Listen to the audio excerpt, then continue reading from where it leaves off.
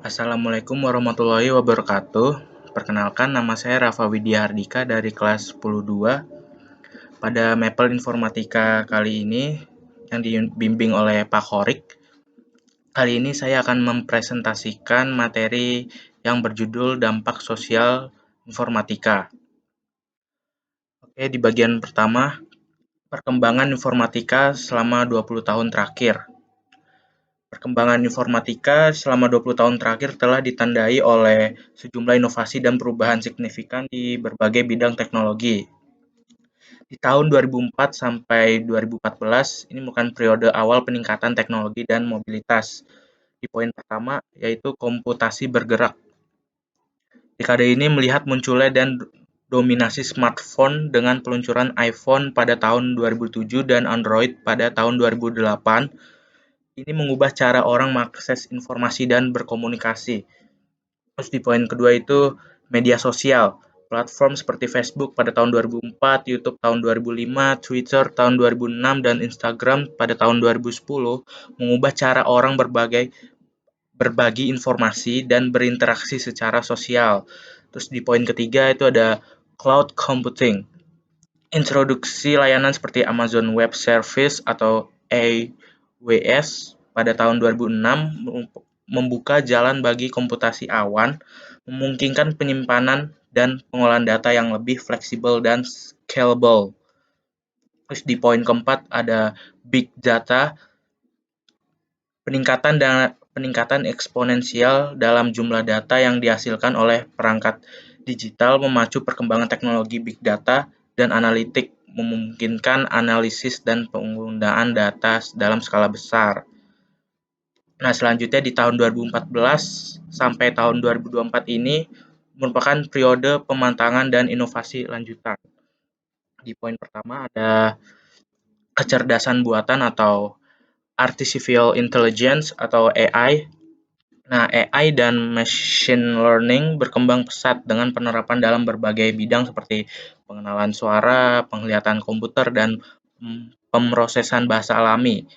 AI menjadi bagian integral dari banyak aplikasi komersial dan konsumen. Terus di poin kedua ada Internet of Things atau IoT, merupakan peningkatan konektivitas perangkat termasuk perangkat rumah pintar, mobil otonom, dan sensor industri, memicu perkembangan IoT, memungkinkan komunikasi dan kontrol antara berbagai perangkat melalui internet. Terus ada di poin yang ketiga ada keamanan cyber.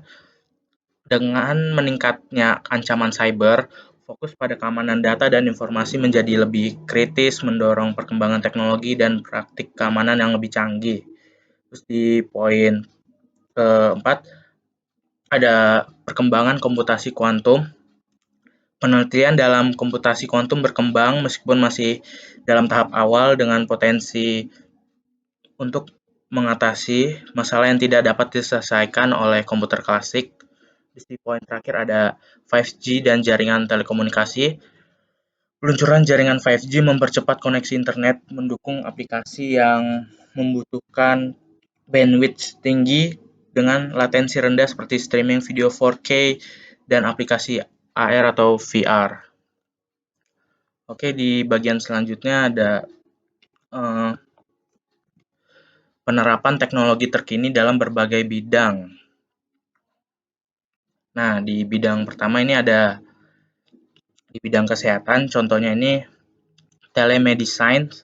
Nah, teknologi ini memungkinkan pasien untuk berkonsultasi dengan dokter melalui video call atau aplikasi chat. Contohnya platform seperti Halodoc dan Teladoc yang memungkinkan konsultasi kesehatan secara online, mengurangi kebutuhan untuk kunjungan fisik ke klinik.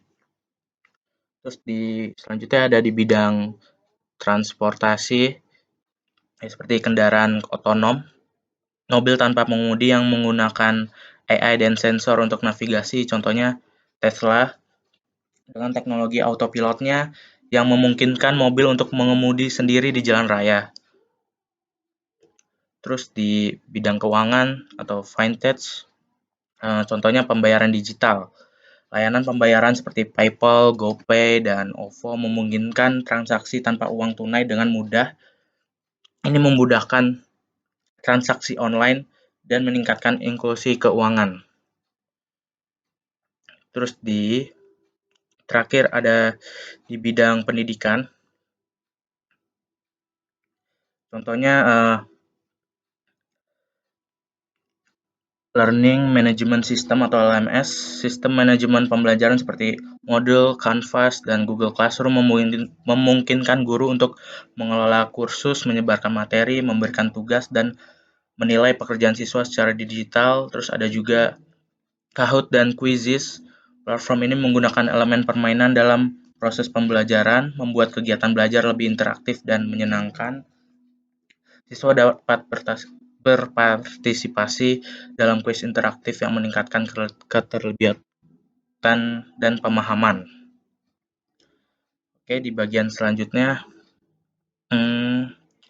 dampak positif dari perkembangan informatik.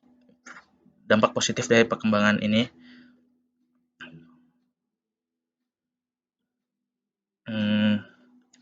peningkatan produktivitas dan efisiensi,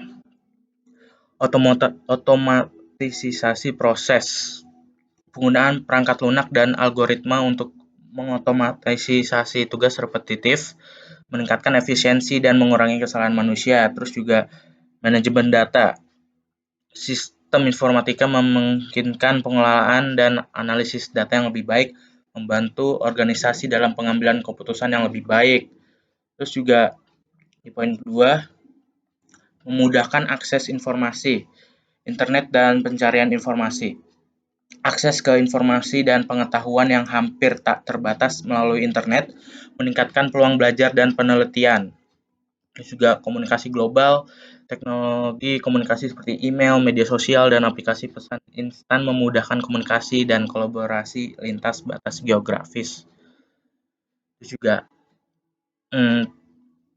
peningkatan kualitas hidup, teknologi medis seperti inovasi seperti telemedicine yang sudah saya katakan tadi di bidang kesehatan, rekam medis elektronik dan perangkat medis yang terhubung internet meningkatkan akses dan kualitas perawatan kesehatan.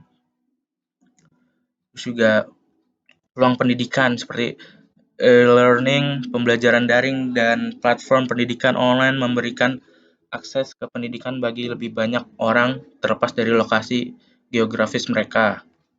Terus juga pembelajaran berbasis data, analitik pembelajaran membantu personalisasi pendidikan dan peningkatan hasil belajar. Nah, bagian selanjutnya ada dampak negatif dari perkembangan informatika. Dampak negatifnya di poin pertama itu ada ketergantungan pada teknologi, seperti over-reliance atau ketergantungan yang berlebihan pada teknologi dapat mengurangi kemampuan berpikir kritis dan keterampilan manual. Juga kejenuhan digital, penggunaan teknologi yang berlebihan dapat menyebabkan kelelahan digital dan gangguan kesehatan mental. Poin kedua, ada masalah privasi dan keamanan. Nah, contohnya seperti pelacakan data. Pelacakan data, pengumpulan dan penggunaan data pribadi oleh perusahaan dapat mengancam privasi individu. Terus juga serangan cyber, peningkatan jumlah serangan cyber seperti hacking, malware, dan ransomware yang dapat merugikan individu dan organisasi. Terus juga pengangguran dan di poin selanjutnya ini ada pengangguran dan perubahan pasar kerja. Contohnya otomatisasi dan AI. Penggantian pekerjaan manusia dengan robot dan AI dapat menyebabkan pengangguran dalam beberapa sektor. Terus juga keterampilan yang ketinggalan zaman. Perubahan cepat dalam teknologi memerlukan penyelesaian keterampilan terus-menerus dan mereka yang tidak mampu beradaptasi dapat tertinggal. Nah, untuk poin selanjutnya ada dampak lingkungan atau e-waste. Contohnya, peningkatan jumlah perangkat elektronik yang cepat usang menghasilkan limbah elektronik yang sulit didaur ulang. Terus juga konsumsi energi, pusat data, dan infrastruktur teknologi memerlukan energi dalam jumlah besar berkontribusi terhadap jejak karbon. Oke, sekarang di bagian terakhir ya, ini antisipasi siswa dalam menghadapi perkembangan teknologi terhadap cita-citanya. Antisipasi Antisipasi siswa dalam menghadapi perkembangan teknologi terhadap cita-citanya. Pertama, peningkatan keterampilan digital. Siswa harus mempelajari keterampilan digital dasar hingga lanjutan seperti pemrograman, analisis data, dan keamanan cyber.